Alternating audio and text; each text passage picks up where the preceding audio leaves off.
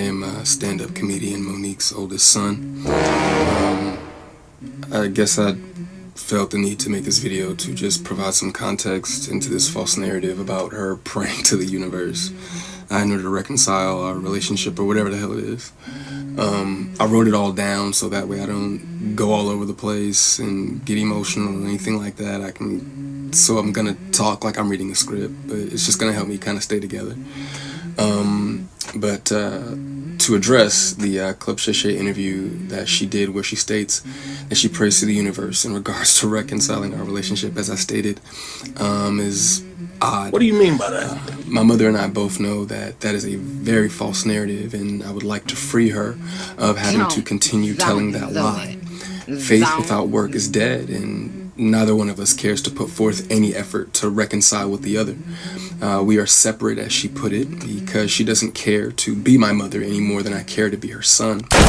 Neither one of us has had the desire to reach out to the other in a very long time, and I don't think that either of us anticipates that feeling ever returning.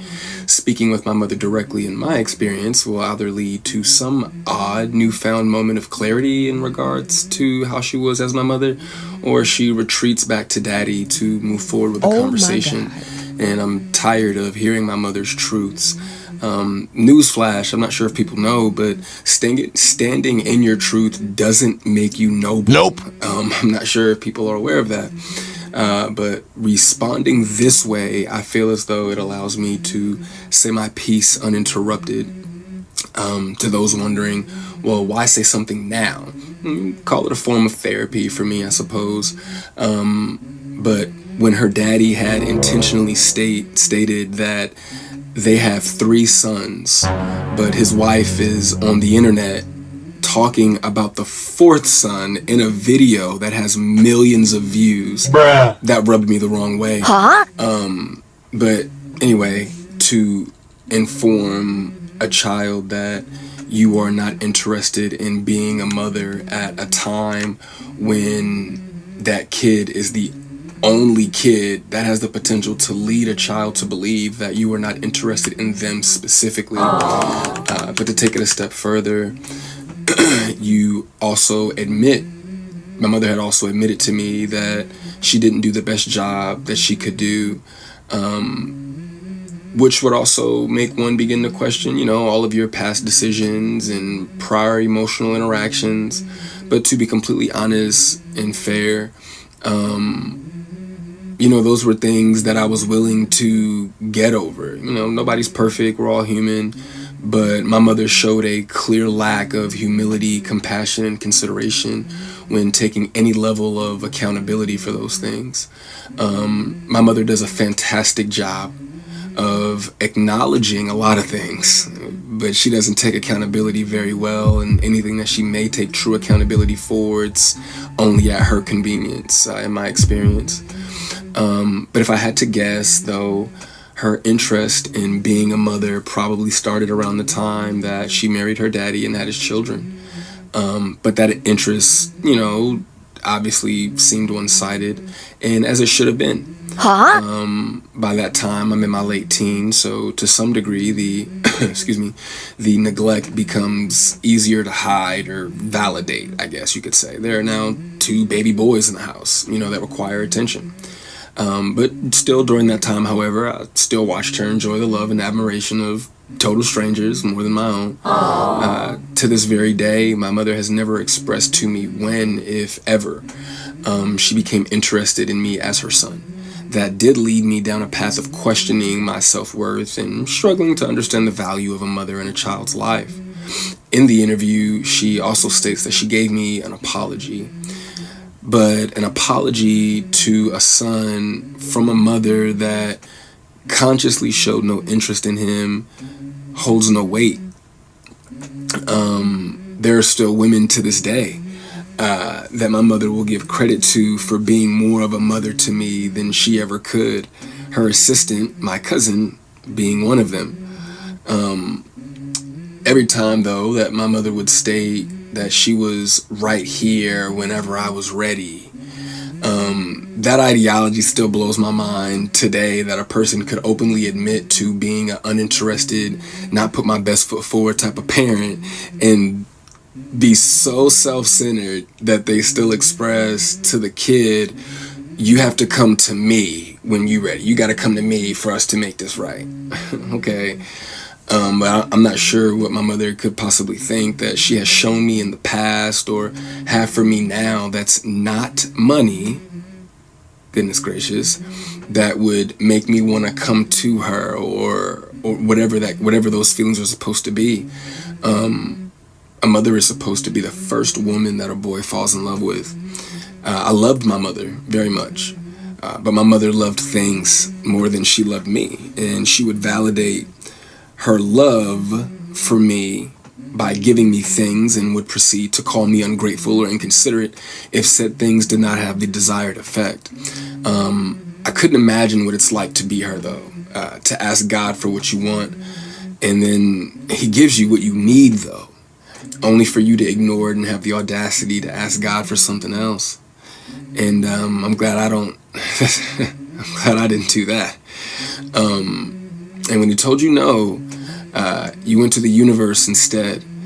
By no means, though, do I want to give off any type of an impression that I am a victim of anything. It's not the case. As you can see, I'm smiling from ear to ear.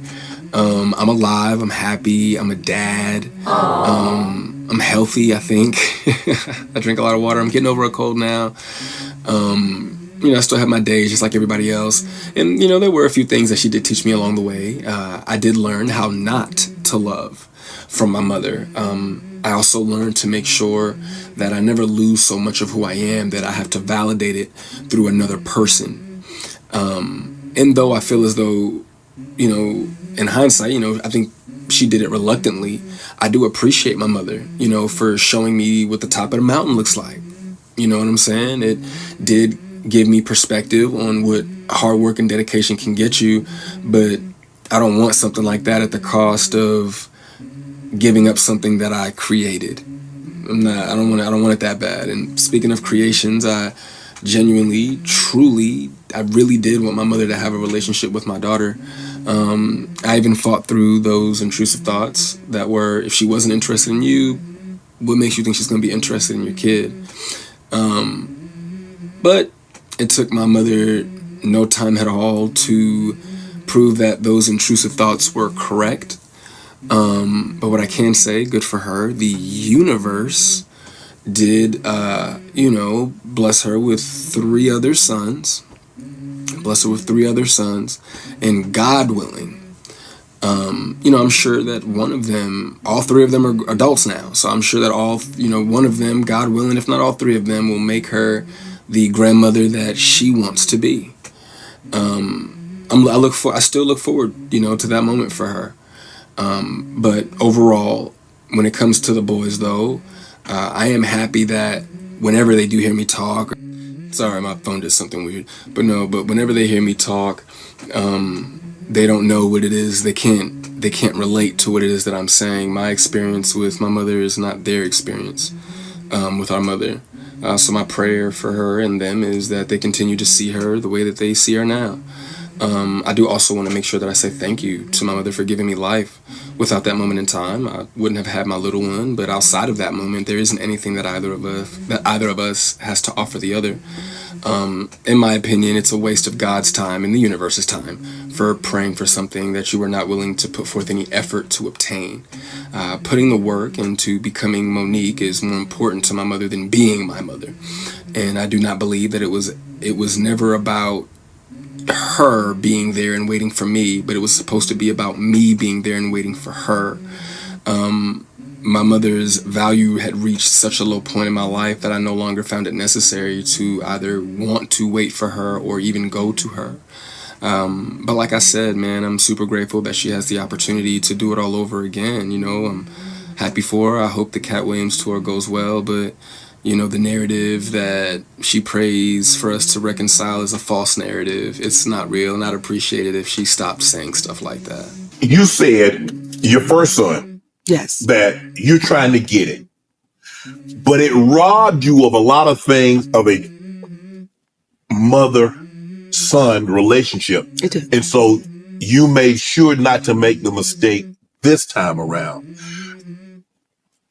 What's your relationship like? Is he resentful of that? We're still very much separated. Okay. And it's one of those things where you have to pray to the universe and say, let time do the healing. Mm-hmm. And that's it. Right. That's it. Let time do that healing. It may heal it in time and it may not. Right. And that's something that we as parents have to say, listen, right. I've done what I could do. I've taken accountability for it. Now it's up to you. Right. That's like when somebody's saying, Shannon, I want to apologize to you. Now it is up to you. Whether or not to accept it. Whether or not to, but once I give it to you, I've done my part. And don't apologize like no punk. I'm just sorry for everything. That gets your of it. No, break it down. Let's go bit by bit so that way we know you understand the offense that you've done. Right. Now, I'm not saying because I've had to do that. I have a son that will be 30 years old this year, right? And there was a time that when he was a little boy, I wasn't interested in being a mother. I was interested in being a star. And I was interested in being famous. And I wasn't interested in being a wife. I was interested in taking pictures and red carpets and signing autographs and traveling the world. So I didn't really put the focus in. And now that I'm 52 and he'll be 30, well, I pay for that. There's a price you have to pay for that. And I had to apologize to my son because I said to him, I don't want you to think that your story is not valid because I didn't tuck you in. I didn't read you those stories. I didn't show up at sporting events because my whole thing was, yeah, but whatever you ask for, I can provide it. You see this big house? You see that basketball court out back? You see that pool? Don't you come complaining to me about nothing because I gotta go. And when I did come home, now I'm tired. So now you don't understand that? So there was a time that this entertainment was the priority because as a little girl, I wanted to be famous, baby. They be like, man, I'm Christian. Sauced up and I came through tripping.